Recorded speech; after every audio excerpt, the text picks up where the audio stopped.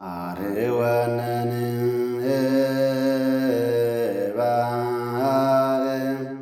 ውሰቤተ ምዕራሁ ለክርስቶስ። በስመ አብ ወወልድ ወመንፈስ ቅዱስ አሐዱ አምላክ። ዝኸበርኩም አቦታተይን አዴታተይን ኣሕዋተይን ሓተይን ነዚ ቃል ዝሰምዕ ዘለኹም ፍቁራት ኣምላኽ ካብ እግዚኣብሔር ኣቦናን ካብ ጎይታናን መድሓኒናን ኢየሱስ ክርስቶስን ጸጋን ሰላምን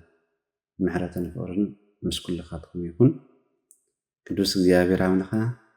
ነቶም ቅድመና ዝሓለፉ ቅዱሳን ኣቦታትና ነቢያትን ሓዋርያትን ጻድቃንን ሰማዕታትን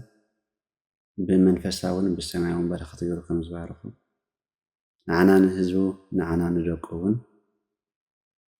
በትናቶም መንገዲ ብመንፈሳውን ብሰማያውን ገይሩ ንኩላትና ክባርኸና ብጸሎቶም እውን ጸሎትና ክሰምዓና ብበረኸቶም ባሪኹ ቅዱሳንን ጻድቃንን መንቅብ ዘይብሎም ሰባትን ገይሩ ናብ መንግስቱ ክእትወና ወረስቲ መንግስቱ ክገብረና ትኩሉ ዝኽእል ኣምላኽና ሰማይ ፈቃድ ይኹነልና። ሎሚ ከም ፈቃድ እግዚኣብሔር ብዛዕባ መጻጉዕ ኢና ክንመሃር። ዝሓለፈ ሰሙን ምኩራብ ኢልና ኢና ኣኽቢርና ነርና። እዛ ትመጽእ ዘላ ሰሙን ከዓ ካብ ሰንበት ክሳብ ቀዳም መጻጉዕ ተባሂላ እያ ትጽዋዕ። መጻጉዕ ማለት ከዓ ሕሙም ማለት እዩ። መጻጉዕ ማለት ዝተደነሰ ዝሓመመ ኣካል ማለት እዩ። እግዚኣብሔር ስጋ ለቢሱ ኣብ ዝተገለጸሉ ካብ ቅድስተ ቅዱሳን ካብ ድንግል ማርያም ኣብ ዝተወለደሉ እዋን ትእምርትን ተኣምራትን ኣብ ዝገበረሉ ወዲ 30 ዓመት ኮይኑ ቤድ ዮሃንስ ምስ ተጠሚቑ 40 መዓልትን 40 ለይትን ምስ ጾመ ድሕሪ 40 መዓልትን 40 ለይትን ናይ ጾም ምስ ተመለሰ ኣብ መርዓ ተረኺቡ ናይ መጀመርያ ተኣምር ኣብ ቃና ዘገሊላ ምስ ገበረ ድሕሪኡ ኣብ ውሽጢ 3 ዓመት ንብዙሓት ሕሙማት ድኑሳት ንብዙሓት ዕውራት ከም ዝሕወየን ከም ዝፈወሰን ቆፀራ ከይሃበ ገንዘብ ከየኽፈለ ንብዙሓት ይቕንዘቡ ንዝነበሩ ኣብ ስቃይ ይነብሩ ንዝነበሩ ብዙሓት ኣቦታትን ኣዴታትን ኣሕዋትን ሓትን ካብ ድናሲኦምን ካብ ቃንዝኦምን ካብ ሕማሞምን ከም ዘናግፎም ከም ዘድሓኖም ቃል ኣምላኽ ነጊርና ኣሎ። ስለዚ ንሱ ፈዋሲና እዩ፣ ንሱ መድሓኒና እዩ። ብዘይብኡ መድሓኒት የብልና። ካብኡ ሪሒቕና ምስ ሓመምና፣ ካብኡ ሪሒቕና ምስ ጠፋዕና፣ ካብኡ ሪሒቕና ምስ ሞትና ዘሕወየና ንሱ እዩ፣ ዝፈውሰና እውን ንሱ እዩ፣ ህያዋን ዝገብረና እውን ንሱ እዩ፣ መንግስቱን ጽድቁን ዘውርሰና እውን ንሱ እዩ። ብዘይብኡ ሓንቲ እኳ ክንገብር ኣይንኽእል ኢና። ብዘይብኡ ሓጢኣት እኳ እንተገበርና ብዘይብኡ ክንፍወስ ኣይከኣልን እሞ ፈዋሲ የደውያን ናይ ሰራዊት ጌታ ቅዱስ እግዚኣብሔር ነቶም ኣብ ሕማምን ኣብ ቃንዛን ዘለና ንኩላትና ካብ ሕማምን ካብ ቃንዛን ከውፅአና ነቶም ሞይቶም ዘሎ ኣቦታትናን ኣዴታትናን ከዓ ገነት መንግስተ ሰማያት ሃገረ ቅዱሳን ከውርሰልና ንእግዚኣብሔር ኣምላኽና ሰናይ ፈቃድ ይኹነልና እምበር ኣብ ዝሓለፈ ግዜ ኣብ ሕዳር መጻጉዕ ኢልና ዘኽበርናዮ ሰሙን ነይሩ። ኣብ ማእከል ዓብይ ጾም ከዓ መጻጉዕ ኢልና ሓደ ሰሙን ሂብና ክርስቶስ ኣምላኽና ፈዋሲ ደውያን ምዃኑ እናዘከርና ክነስተንትን ኣቦታትና ሰሪዖምልና ኣለዉ እሞ እዚ ሰሙን እዚ ብመንፅር ትምህርቲ ናይ ቅዱስ ያሬድ መጻጉዕ ብመንፅር ስያሜ ናይ ቅዱስ ያሬድ መጻጉዕ ወይ ድማ ሕሙም ተባሂሉ እዩ ዝፍለጥ። ከምታ ቀዲመ ዝበልኩ ክርስቶስ ንብዙሓት ሕሙማት እዩ ፈዊሱ ኣድሒኑ ነይሩ። ኣብዚ ሰሙን እዚ ከዓ ዝያዳ ተኣምራቱ ንዝክረሉ ኣብ ልዕሊ ደቂ ሰባት ዝገበሮ ትእምርትን ተኣምራትን ኣስተንቲና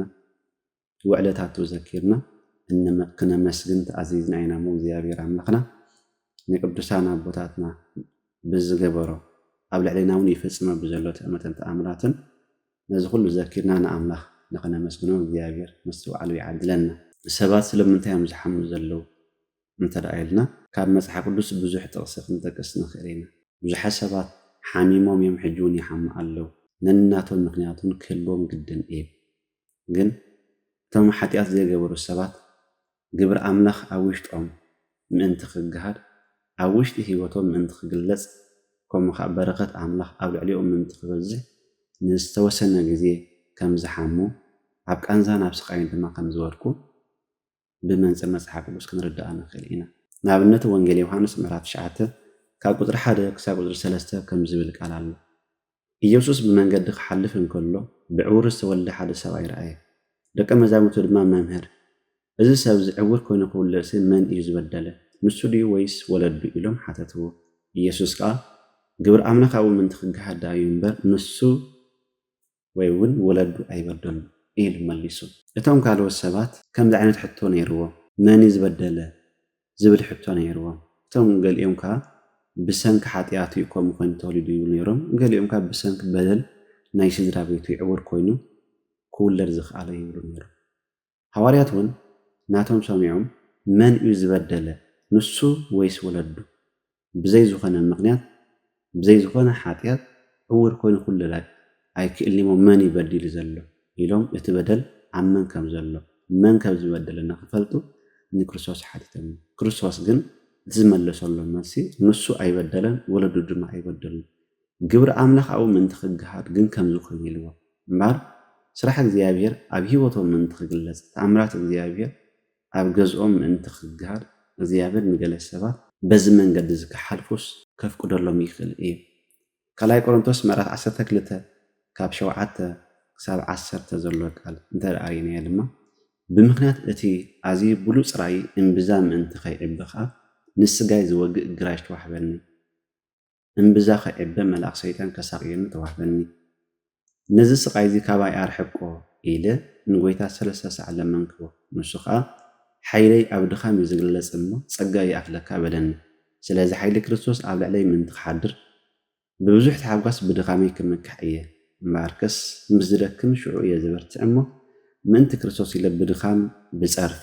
ብሓሳር ብስደት ብፀበባ ሕጎስ ኣለኹ ኢሉ ቅዱስ ጳውሎስ። ሓጢኣት ስለ ዝገበረ ዘይኮነስ ሓይለይ ኣብ ድኻም እዩ ዝግለጽ ኢሉ እግዚኣብሔር ምስ ተዛረቦ ነቲ ቃንዛ ካባይ ኣርሕቆ ነቲ ግራጭ ኣውፅኣለይ ካብ ቃንዛን ካብ ስቃይን ኣዕርፈኒ ኢሉ ከም ሰብ መጠን መጸለየ ክርስቶስ ኣምላኽና ግን ሓይሊ ኣብ ድኻም እዩ ዝግለጽ ኢልዎ። ስለዚ ብሰንኪ ሓጢኣቱ ብሰንኪ ወንጀሉ ወይ ስለ ዝሰረቐ ስለ ዝሓሰበ ዘይፍጸም ስለ ዝፈጸመ ዘይኮነ ብቃንዛ ዝሳቐ ነይሩ ቅዱስ ጳውሎስ ሓይለይ ኣብ ድኻም እዩ ዝግለጽ ምስ ደኸምካ ኢኻ ሓይለይ ኣባኻ ዝግለጽ እሞ ሓይለይ ኣባኻ ምንቲ ክግለጽ ጸጋ ይኣክለካ ኢልዎ። ስለዚ ብዙሓት ሰባት ሓይሊ ኣምላኽ ኣብኣቶም ምንቲ ክግለጽ ግብሪ ኣምላኽ ኣብኣቶም ምንቲ ክግለጽ ጸጋ ኣምላኽ በረኸት እግዚኣብሔር ኣብ ሂወቶም ምእንቲ ክበዝሕ ብዘይ ሓጢኣት ኣብ ከምዚ ዓይነት መንገዲ ክወድቁ ይኽእሉ እዮም። ብሰንኪ ሓጢኣተ እየ ዝቕንዞ ዘለኹ ዝሳቀ ዘለኹ ኢልና ብከምኡ ክንድምድሞ ጽቡቕ ኣይኮነን። ኣብ ቃንዛን ኣብ ስቃይ እንተደኣሃሊና ስለምንታይ ዝሳቀ ዘለኹ ኢልካ ምሕሳብ ኣዝዩ ጽቡቕ እዩ። ግን ብሰንኪ ሓጢኣተ እየ ኢልካ ከምኡ መደምደምታ ምሃብ ግን ጽቡቕ ኣይኮነን። ምክንያቱ ብዘይ ሓጢኣት እውን ወለዶም ሓጢኣት ከይገበሩ ንሱ ሓጢኣት ከይገበረ ዝቕንዞ ሰብ ኣሎ። ብዘይ ሓጢኣት ንበረኸት ኢሉ እግዚኣብሔር ቃንዛን ስቃይን ንግዚኡ ዘምፅኣሎም ሰባት ኣለዉ እዮም። ንግዚኡ እዚ ኢዮብ እውን ክንሪኦ ንኽእል ኢና። መጽሓፍ ኢዮብ ምዕራፍ 1 ቁፅሪ 8 እግዚኣብሔር ከዓ ንሰይጣን ንባርያ ኢዮብሲ ኣስተብሂልካሉ ዶ ከም ኢዮብ ገይሩ ንዓይ ዘምልኽን ክፉእ ካብ ምግባር ዝርሕቕን ፍጹምን ቁኑዕን ሰብ ኣብ ምድሪ የልዎን ኢሉ እግዚኣብሔር ኣምላኽና ንኢዮብ ከም ዝተመክሓሉ ኣብ ቅድሚ ሰይጣን ይነግረና። ከም ኢዮብ ገይሩስ ፍጹምን ቁኑዕን ሰብ ኣብ ምድሪ የለን ኢሉ እግዚኣብሔር። እዚ ፍጹምን ቁኑዕን ዝነበረ ሰብ ኣብ ቅድሚ ሰብ ዘይኮነስ ኣብ ቅድሚ እቲ ልብን ኮላለይትን ዝምርማቕ ኣምላኽ ቁኑዕን ፍጹምን ኮይኑ ዝተረኽበ ኣቦና ኢዮብ እዚ ኣብ ከቢድ ሕማምን ቃንዛን ወዲቁ ቁኑዕ ነይሩ፣ ቅንዕና ነይርዎ፣ ፍጹም ዝኾነ ተግባር ድማ ነይርዎ። ግን ኣብ ከቢድ ሕማምን ቃንዛን ከም ዝወደቐ ኢዮብ ምዕራፍ 2 ካብ 7 ክሳብ 8 ዘሎ ቃል እንተደኣሪናዮ ሽዑ ሰይጣን ካብ ገጽ እግዚኣብሔር ወፂኡ ኸደ እሞ ንኢዮብ ካብ ከብዲ እግሩ ሒዙ ክሳብ መንበስ በስታኡ ብብርቱዕ ቁስሊ ወቕዖ። ኢዮብ ከዓ ከይዱ ኣብ ሓመኮሽ ተቐመጠ፣ ገልዕ ወሲዱ ድማ ቁስሊ ይሓከ ነበረ ይብል። እዚ ፍጹም ዝነበረ ሰብ እዩ ኣብ ከምዚ ወዲቑ ዘሎ። ስለዚ ብሰንኪ ሓጢኣቱ እዩ ንሱ ሓሚሙ ከይንብል ፍጹምን ቁኑዕን ነይሩ ተባሂሉ ኣሎ። ንኸይንጋገ ከምኡ ዓይነት ግምት ንኸይህልወና ወይ ንኢዮብ ንኸይንፈርዶ እዚ ዓይነት ጽሑፍ ተጻሒፍልና ኣሎ። ግን ማንም ሰብ ክስከሞ ዘይክእል ቃንዛን ስቃይን ብደቁ መጺዎ ሰይጣን ብሂወቱ ድማ መጺዎ እንተ ዘይቆተሎስ ግን ናብ ሞት ዘብፅሕ ከቢድ ስቃይን ቃንዛን ከኣውሪድሉ ካብ ገዝ ወፅዩ ኣብ ሓመኩሽቲ ኮፍ ኢሉ ከዓ ነቲ ኣብ ሰብነቱ ዝነበረ ቁስሊ ይሓኮ ነይሩ። እግዚአብሔር ካብ ከቢድ ቃንዛን ስቃይን ንኩላትና ይፈውሰና እምበር እግዚአብሔር ነቶም ዘፍቅርዎ ሰባት ነቶም ፀልእዎ ዘይኮስ ነቶም ዘፍቅርዎ ሰባት ንበረኸት ኢሉ ንፀጋ ኢሉ ግብሩ ኣብኡ ምእንቲ ከግህድ ኢሉ መን ምዃኑ ከፍልጥ ኢሉ ንዝተወሰነ ግዜ ኣብ ሕማምን ኣብ ቃንዛን ክነብሩ ብሕማምን ብስቃይን ክሓልፉ እግዚአብሔር ክገብር ይኽእል እዩ። ኢዮብ ንግዚኡ ሓሚሙ ድሓር ግን ካብ ሕማሙ ከም ዝተፈወሰ ድሕሪ ሓሚሙ ምስ ተንስአስ 140 ዓመት ተቐሚጡ ደቁ ሪኡ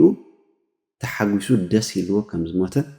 መጽሓፍ ኢዮብ 42 ካብ 12 ክሳብ 17 ዘሎ ቃል ይነግረና እዩ። ንግዚኡ ግን ቃንዛ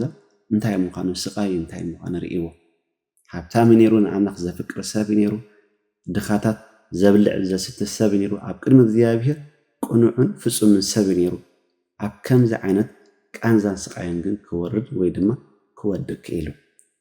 እምበር እቲ ኩሉ ዝኽእል እግዚአብሔር ኣምላኽና ብኸመይ ንደቂ ሰባት ይሕምሞም ኢላ ንኩሉ እኳ መርሚርና እንተዘይበፅሓናዮ ግን ንገለ ሰባት ንዝተወሰነ ግዜ ክሕምሞም እንከሎስ ሓጢኣት ስለ ዝገበሩ ዘይኮነስ ብዘይ ሓጢኣት እውን ከም በዓል ቅዱስ ጳውሎስ ከም በዓል ኣቦና ኢዮብ ክሕመሙን ከቐንዝዎምን ከም ዝኽእል መፅሓፍ ቅዱስ እንተደኣ ነጊርና ኮይኑ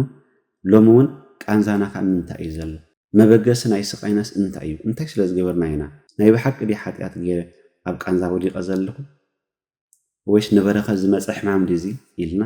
ብመንፂ መፅሓፍ ቅዱስ ንሕማምና ንቃንዛና ክንጥምቶ እግዚአብሔር ምስ ባዕሉ ይዓድለና። ፊልጵስዩስ ምዕራፍ 2 ካብ 25 ክሳብ 27 ከዓ ነቲ ሓወይ መተዓየተይ ወታደር ክርስቶስ ብምዃን ከዓ ብፃየ ብዘልየኒ ክደግፈኒ ዝለኣክምዎ ኣፍሮዲጡ እውን መሊሰ ክልእከልኩም ግዲ ኮይንና ኣሎ ከመይ ንስ ብዙሕ ናፊቆኩም ኣሎ ምሕማሙ ከም ሰማዕኩም ስለ ዝፈለጠኻ ተሸጊሩ ኣሎ ብርግፅ ሓሚሙ ናብ ሞት ቀሪቡ ነይሩ ኣምላኽ ግን ኣራህርሃሉ ሓዘን ኣብ ልዕሊ ሓዘን ምንቲ ከይወስኸኒ ንዓይ እውን እዩ እምበር ንዕኡ ጥራይ ኣይኮነ ዝራህርሃሉ ኢሉ ቅዱስ ጳውሎስ እዚ ብዛዕባ ኣፍሮዲጡ ክዛረብ እንከሎ ዝገለፆ እዩ። ኣፍሮዲጡ ሓሚሙ ነይሩ ናብ ሞት ዘበፅሕ ከቢድ ቃንዛ ወዲቕዎ ነይሩ ግን እግዚአብሔር ራህሪህሉ እግዚአብሔር ደንጊፅሉ ኣምላኽ ንኩላትና ይራህርሃሉ ንዕኡ ራህሪህሉ ንቅዱስ ጳውሎስን ሓዘን ኣብ ልዕሊ ሓዘን ምእንቲ ከይወስኽ ናይ ካልኦት ሓዘን ካብ ካልእ ዝመፆ ዘሎ ቃንዛ ከቢድ ስለ ዝነበረ ምስኡ ተወሲኹ ቅዱስ ጳውሎስ ኣብ ልዕሊ ሓዘን ኣብ ልዕሊ ስቃይ ምእንቲ ከይድረቦ ንቅዱስ ጳውሎስን ስለ ዝራህርሃሉ ስለ ዝሓሰበሉ እግዚአብሔር ስለ ዝተገደሰሉ ንዕኡ ኢሉ እውን ንኣገልጋሊኡ ንኣፍሮዲጡ ካብ ከቢድ ቃንዛ ስቃይን ራህሪሁ ደንጊፁ ከም ዘናገፎ ከም ዝሕወዮ ከም ዝፈወሰ ቅዱስ ጳውሎስ ንሰብ ፊልጵስዩስ ክዛረቦም ኩሉ ንርኢ እምበር ሕጂ እውን ንብዙሓት ሰባት ኣቦታትን ኣዴታትን ኣምላኽ ራህሪሁ ደንጊፁ ዝሕወዮም ዝፈወሶም ኣለዉ እዮም። ተኣምራቱ ዝተገበረሎ በረኸት እግዚአብሔር ዝበልዑ ዝፀገቡ ኣለዉ እዮም ዘየመስገኑ ግን ብዙሓት እዮም እሞ እቶም ከም ኣፍሮዲጡ ኣምላኽ ራህሪሁ ደንጊፁ ዝፈወሰና ሰባት ነመስግን እግዚአብሔር ካባና ዝደልዮ ምስጋና እዩ እግዚአብሔር ካባና ዝደልዮ ካብ ሓጢኣት ምውፃእ እዩ እግዚአብሔር ካባና ዝደልዮ ነቲ ዝገበረልና ውዕለት ንግሆን ምሸትን ለይትን መዓልትን እናሰንተና ንኻልኦት ሰባት ውዕለቱን ምንጋር እዩ ከምዚ ንክንገብር እግዚአብሔር ንኩላትና ብምሕረቱ ይደግፈና። ብተወሳኺ ቅዱስ እግዚአብሔር ኣምላኽና ክሳብ ዕለተ ሞቶም ንገለ ሰባት ሓጢኣት እውን እንተዘይገበሩስ ክሳብ ዕለተ ሞቶም ክቐንዝዎምን ክሕምሞም ይኽእል እዩ። እዚ እታ ቀዲመ ዝጠቐስናዮ ናይ ቅዱስ ጳውሎስ መልእኽቲ ብምጥቃስ ነዚ ሓሳብ ክንርድኦ ንኽእል ኢና። ካልኣይ ቆሮንቶስ ምዕራፍ 12 ካብ 7 ክሳብ 10 ዘሎ ፅሑፍ ሓዋርያ ቅዱስ ጳውሎስ ኣብ ከቢድ ቃንዛን ስቃይን ከም ዝወደቐ ሰለስተ ግዜ ከዓ ንእግዚአብሔር ነዚ ስቃይ እዚ ኣርሕቐለ ኢሉ ከም ዝለመነ ግን ክርስቶስ ኣምላኽና ከዓ ሓይለይ ኣብ ድኻም ዝግለጽ እሞ ጸጋይ ኣኽለካ ድማ ከም ዝበሎ ብዘይ ሓጢኣት ግን ክሳብ ዕለተ ሞቱ ኣብ ስቃይ ይነብር ከም ዝነበረ ዝወግእ መልኣኽ ሰይጣን ከም ዝተዋህቦ ንስጉኡ ዝወግእ ግራጭ ከም ዝተዋህቦ ባዕሉ መስኪር ኣሎ ክሳብ መዓስ ክሳብ ዕለተ ሞቱ ሓይሊ ኣምላኽ ጸጋ ኣምላኽ ኣብኡ ክሳብ ዕለተ ሞቱ ምንቲ ክግለጽ እቲ ሕማምን እቲ ቃንዛና ይረሓቐሉ ስለምንታይ ኢሉ ምስ ኣምላኽ ክማወት ምስ ኣምላኽ ክበኣስ ኣይንሪኦን ኢና እግዚአብሔር ምስ መለሰሉ بفلاي كحيلي عبد خام زغلت مو صغاي اخلك مس بلو ግን ኳዳስ በቲ ዝረኸቦ ጸጋ ዘይኮነ ወይ በቲ ብኢዱ ዝፍጸም ዝነበረ ተአምራት ትእምርት ዘይኮነስ ብድኻም ክሕጎስ ብቃንዛይ ድማ ክሕጎስ ዝብል ነይሩ ንሱ ብብዙሕ ተሓጓስ ብድኻም ክሕጎስ ኢሉ ብብዙሕ ተሓጓስ ብድኻም ክምካሕ እየ ባርከስ ምዝደክም ሽዑ እየ ዝብርተ ምንት ክርስቶስ ኢለ ብድኻም ብጸርፊ ብሓሳር ብስደት ብጸባ ድማ ክሕጎስ ይብል ነይሩ ስለዚ ክቡራት አቦታትና ዴታትን እግዚአብሔር መርሚርካ ዝብጽሕ አምላኽ አይኮነን ጥበቡ ስሩሑ ግብሩ ልዕል ደቂ ሰባት እሞ እግዚአብሔር ንምንታይ ይሕሚምና ንምንታይ ካልኦት ይሐሙለው ንምንታይ ንብዙ ይሐሚሞ ንምንታይ ንብዙ ይሐሚምና ንምንታይ ክሳብ ዕለተ ሞቶም ካብ ቃንዛን ካብ ስቃይን ከይወጹ ኣብ እምነቶም እናነበሩ ኣብ ሃይማኖቶም እናነበሩ ጽቡቕ እናገብሩን ከሎስ ግን ክሳብ ዕለተ ሞቶም ንምንታይ ይቁንዘቡ ኣለዉ ከም ቅዱስ ጳውሎስ ይልና بمنزل قال أملاك نتناجر فتشنا أملاك نمسبنا أملاك نسوى عليه عدلنا جن بسنكي حاتياتهم كا نستوى سنة جزية زحمو زساقي قالوا إياه حاتيات بزي مجبار نسأجان بركة تباهيلو سقاين أنزان زورهم سبات قالوا إنك نبلس أن إحنا كان بعل كدوس باولوس كان بعل ود مزمور أفراديتو كان بعل كدوس إيميتيوس كان بعل أبونا إياه نبركة تباهيلهم زحمو سباس قالوا إلا إنك نبصحنا بسنك حاتياتون نزتو سنة جزية كمون كسر إلى تموتهم بقانزان بالسقاين زوقعوا فرد أملاك أبعتهم زجلة سبات قالوا إياه وانجلي خانس معرف حموشة كقطري حدا جميرنا ترى رئينا بسنك حاتياتو أبعرات زودقة أبعرات نوزح عمتات 30 شو عمل ذاكل زدك أسا استدلنا سبب نركب بتقال كم زيبل دحرز دما بعل أيوب كنا يوسفون نبي يروساليم ديابه أبي يروساليم أبتقى دق أباقي خاب ببرايس بيت سعيدة زبال حموش الجبل زلوك علي نبرة أبو نايتماين من نواز الصبيو بلحات حمومات عوراتن حنكساتن لمساتن يدقوش نبرو إن حنسا ملاخ زيابة نابتك علي وريدو نتماين نوز نبر اتقدم وريدو أبتسنا وسقماي ساعات وخا كابزلو كل حمام يحو نبرة 30 شو عامت زحمة ما حد السبايكا أو نبرة يسوع دمان نعودك اسم مسرعيو نويح أوان محمع مفليتو كتحاولوا تدلي إخا بلو اتحمم كأقويتاي اتماي مستناوسة نابتك علي زور النساب يبالليل عنك سعز مسد ما كالك قدموني ورن إيلو ملسل يسوع كان تنسم عرات على الكاكيت بلو اتسباي بون بو حوي عرات على إلوون كذا اتام عاتي سنمد نبرت سلازون أيور نتزحوي سواي لوم سنمس لازونا عراتك كتصور أي فكرة الكان يبلوه نسجنا اتزحوي إني عراتك على الكاكيد زبلني إلو ملسلو مساتهم كا اتعراتك على الكاكيد زبلك سواي من إلوم حاتتوه أكتبوتا بزح زبن نبرة يسوع كا دحر إلو سلاز نبرة اتزحوي سواي من مخانو أي فلاتن بدحرزي يسوع عبيت مدرس رخوا أمه إنه حوي خالقه كابزي زجدد كيرخبكا مليس كحاتيات أي تجوار بلو تسوي كأكيدو اتزحوي يسوع كم زخنا نعيود نجورهم يبل سلك علاتو زيابير عملنا زخبرنا سمسجنا يخون كريستوس عملنا سجال بس أبستجل سلوان كلمة عمش كل تسقيل الدم ومبساسنا على المدحنو نوزح السبات يفوز صومن يدحنا ومن كم نبرة قديمنا ممكن زاربت أننا نيرنا كابتم بسن كحاتياتهم أب أنزان أبسقين زودقو نوزح عمتات أب عرس دك أسحد دقة أز سبز إيه إذا ما تعجو إزي زحمهم زئيه سبي واللين نبلة أب تعرات نوزح عمتات دك إسو نابتي ما يزوردو سبس لذس أنا زحصبو أب تما يسألو أو دك إسم كلوس جن اتماي كنا وسن كلو زيابير بمحرات بفوسي برديت كجلس إن كلو تساكيمون أبتك على يزخين سبسي النير قالاتكم ينزل لازلوا سبي بالليل يلو كريستوس زي حتى تحطوا قالوا كانت أنا مرجن اتزملوا سماسي سب كم زين ورو بسنك سنة سب بسنك قنزات راجي كونس بسنك اتزوردو حمام راجي كونس بسنك سنة سب وانت ساقي خمسنا مريز رد سلازي ملاخ زيابير نتماي كنا وسن كله حد السب قديمون تدعى وريدو انت دا تحاثي ونسو يحونيرو زي السبب سلازينا ورقن أب حصير أوان كحاو خمزيك على بعلو مليسو سلامتك حاميمون يرو نزبل كاب بسنك حاتياتو حاميمو كم زنبرة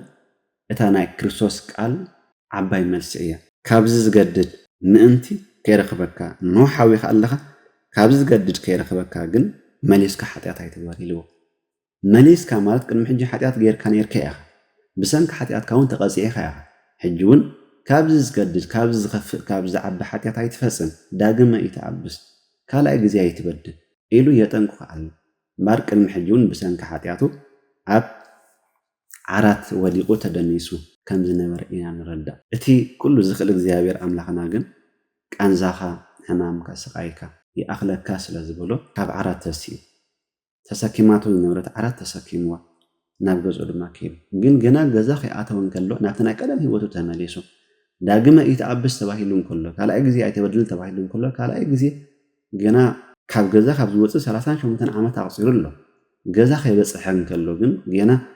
تعرات أب منكبون كلا جن حاتيات فزين نكرسوس أحلي به هو زيابير كابزي يسورنا بار زيابير فواس يدويان إيو فوس حمومات أب زيابير يزلمو ناب أملاخ منزا حكيم زيك قالو أب حكمنا مدهنيس زي ترخبو فوسنا أب أملاخ يزلمو ناب تخلو زخل أملاخ فوسنا بزي وعلى حدر فوسنا بزي قلب فوسنا بزي عرم بزي دخامن كفوسنا ناب أملاخ نمسا نسي فاتيرنا نسو دماغ فوسنا يكالوي زيابير فواس يدويان إيه نوزحات عبوتاتنا ديتاتن كل حجي فويس وامي كابرسنم عنا جيف وامي كاب أنزقون أرحين وامي كم مقابل زتن سوء معبوتاتنا ديتاتنا الله زيابير كل كاليمو تم حميمنا زلنا أب أنزان أب سقين وديقنا زلنا ناب أملاخ نمسا زيابير كفوسنا إيه نالواش لوم تزي تفوسنا كساب لومي أب أنزا نفسك عين وديقنا تدانيرنا كوينا خا أنزا نبرخت إيو إلنا بسبب نرد أيو نسأجا أيو مسايس أنيحو نسأجا نبرخت نسدك ندحنات إيه حامي مسأنيحة إلنا بأونتا قنرد أخ عن فتن برجس نحنا عن نفلطو كل السبز فلطو حد أنت لا تسقينا خا أزي نسوح نجو زيابير أب سمعت من تخيف الرد زحبني جزياو فرد إيو جزياو مقطعة إيو زي حاليوتنا إجزيابير إيو نزل عالم نخيط في إجزيابير نلومي نحس أرجزي بحاسير كأنزا كحلف غير نزلنا إلنا خاب ممكن نردو عن فتن قدام يكرونتس 11:30 كلتن بسري حاتياتنا إجزيابير نجزيو أبز عالم زيها جزياو زخنا مقطعة كم زوردلنا نزل عالم من تخين فرد مستوم زي أمنو أرماويان مساعتهم نزل عالم من تخين فرد له أبزام مدرزيا نيشي حيات مسجور ناس نيشي فرد ما زي مسألنا تفردت يا قاس قاين كانزان كنت كون كما تخيل كبس باولس حبيرنا علمه زيابير قالات وأنبيبنا تأمرات وأسنتنا حيات نزل أجيرنا حينا خبسن حيات يزخل بس إن إلنا بتي استوحبنا جزيا ومغزعتي نزل عالم عملاق سلازي فردنا عملاق سقيلو سلازي رأينا نسبحانه هو نعم عن المسات كفردكم إيلوس لومي سقيلو سلازي رأينا وسيولة سلازلو ويون نابانا مسيوس من تخن ملس جاتنا ناقومتان كن ملس لبنا ناقومتان كن ملس جزياو زخنا كانتنا داكنا عن نغسقهم جزياو زخنا نغسقاتي سلازو ردلنا بزون عملاقنا نسبنا سيقبعنا إيو مبار بسنكي حاتياتهم نجزيو زحمون زساقين سواس الله إيوم ماتيوس مرات شعات وتخلته عجوها أزودي حاتياتك تحديلك أيو أن بلا كريستوس نتي بربعة السبات تأثير الزمسة نحسي عفريسوم نأوز أتوه من إسيكم اللي تزعري ونيرو سلامنتاي كم زي بيعلو أزيز عارف يزلو أن عملاق يزوار يزلو بيجيك عملاق من حاتياتك حدد زخل إذا حاتياتنا محلاق سلطان اللوي إلهم بلبهم يحاسبون يرون نتهم بعفهم زي استزاروا زي كونس بلبونكم إلهم تراي حاسبوا كاكروسوس مرسيه ومن منتاي بلبونكم زيكم تحاسبوا والدسب حاتياتنا محلاق سلطان كان زلو كثري إلى أن تسب عرات كاتسكن كان بزخاف كليل وزي أبي سلازي بسنك حاتياتهم نجزيو زحمون ساقون على إيهم كسب إلا تموتهم بسنك بدلهم بسنك فعاتهم زقص على إيهم مسح معهم سزمت على إيهم أبكالاي نجس عم عرف حد كاب قطر حد كساقط شمونته كم زبل قاعد تصحف عنه دحرموت أكاب حجر مؤاب كاب إسرائيل عالم عزيق أكاب تأب سماريا زلا درب بيته بعين رجل صادف أمه حاسيه شعو لوخا سريدو كيدو أمو زحوي انت خوينا نبعل زيبوب أملاخ أقرون حتاتو لي بلوم جناخ ملاخ زيابير ني إلياس تسبياوي تنس أمو نتم لوخات نقول سماريا كتقبابلوم ديب اتنبعل زيبو أملاخ أقرون كتحطو تخدو زلخمسي أب إسرائيل لو أملاخ يلوني سلازخ أرجز تموت إمبر كابت ديب كايو زلخ عرات أيت وردين إخا يقول الله زيابير بلوم إلو تزاربو إلياس كا كمت زيابير زعزوزو جبره أتم لو قدما نابو ناب نقول تملسو نسخة أنت يكونكم إخوم استملسكم بلو مساتون ما حدث سويت كقابلنا مسا نابتي زلا أخوكم نقول تملسكم يتنبعل زيبو أملاخ إكرون كتحتت زلا أخكاس أب إسرائيل لو أملاخ يلواني سلازم رجز كتموتي خامبر كابت دايب كايزو لخ عرات أكتوردني خيبر الله زيابير إلكم تزاروا بلنا بلو نسخة اتخك قابلكم مزيو إذا استزاربكم سبعيك كما يزبلئيو بلو نساتون ما اتخذنا عب حقوق فلك التعادك سبعيو بلو أتنقص دما نسو إلياس تسبياوي إيو بلا زي أمنق سزارو قال إيو كم تسمعنا يو نقص أحازيا كاب درب وديقو دحريقو نتعوتات كما ودي ويسك حوي إيه حتوت لي إلوخ أنا تملوخات شديدو جنا نابتي سفرات أوت كي وصحن كله بتوم الأخوات جن زيابيه ني إلياس لي أخو أي كتحوني خا أب إسرائيل عاملك لسه أنا دي خا ناتهم عاملك زي كون تعوتات خير زلخا أنبار أي كتحوني خا مسك أنزخا مسحنام كختموتي خيلو عجوز العشرة شوعات تدارين هذا ما بس نقول مسك أنزو إن كله موت يبل عاملك أبي سورن أنبار بسنك حاتياتهم زقزعو أمو انت زي تملسون كأمس حاتياتهم إنا تقنزو إنا تساقي زماتوس عزيهم بزحات إيو سلازخوانا እግዚአብሔር ስሩሕ ዓዝዩ ብዙሕ እዩ ከምዝን ኢልና ክንዛዝሞ ክንወድኦ ክሶ ብኸምዚ ሓሚሙ ክሶ ብኸምዚ ሞይቱ ኢልና ንዛዝሞ ነገር የብልናን እቲ ፍርዲ ንኣምላኽ እዩ ዝምልከት ጥራይ ንነፍስና ንፍረድ እሞ እግዚአብሔር ድማ ንጹሕ ንጓ ከድሕነና እዩ ነፍስኻ ምፍራድ ንጹሕ ንጓ ካብ ዝለዓለ ቅፅዓት የድሕን እዩ ንኻልኦት ምፍራድ ግን ነቲ ኣይትፍረድ ዝብል ቃል ኣምላኽ ንዕኡ ሰጊርካ ኣብ መንበሪ ፍርዲ ተቐሚጥካ كم أملاخ إلك محساب سلازوخانة وي نعملاخ كمان مرفرد أوريد كاس نسخ أمن ورد أميتك سموخان كارسيها كم أملاخ مفراس سلازوخانة زد ما زعبي جيجا سلازوخانة إذن أنا أيلينا إيه سبات بسن كحاتياتهم كحمل خمس قولو بزي حاتياتهم كحمل خمسون خمس قولو سبات بسن كحاتياتهم كسب إلا تموتهم الناتق أنزوخنا برو خمس قولو حاديات بزي مقبارون كساب إلا تموتو نبرخات نسقان نزرق ندحنات إلو ديابير كانزا سقاين نوزحات عبوتاتنا عديتاتن كمزقالون كمزخل إيو مسحق بس نجير نازلو كابت تتحافة وزائي كينا حسب كينا جنة كاك على أملاخ سلازي نجرنا كورات عبوتاتنا عديتاتن باتي نبوتاتنا زحوي مزفوشو نمسجن بات أبانا زقبرو تأمتن تأملاتن زحوي نازفوشنا نازلو ديابيرون نعملاخنا مسجنو أملاخ اتنحنا كنصدقلو نخل منجد كله يفلط ايو اتنحنا انصدقلو دخنه تداكونك انزان تداكونك كبناي اميننا نقبلو اتنحنا نصدقلو طعنان تداكونه حبتن تداكونه كبناي اميننا نقبلو نعملا كل غزي نمسكنو اب غزي حمامن اب غزي طنا اب غزي حبتن اب غزي دخنتن اب غزي سنتن اب غزي سدتن اب كل خنتات املاح مسانا يزلومو نتخلو زخل እግዚአብሔር አምላኽና ነመስግነው እናመስግንና ይሁንና በእግዚአብሔር መኩላትና መስዋዕ አለ ይዓደለና ጸጋ ጎይታና ኢየሱስ ክርስቶስን ፍቅር አምላክን ሕብረት መንፈስ ቅዱስን መስኩላትና ይሁን አሜን አርወነን ባለ ወሰብየ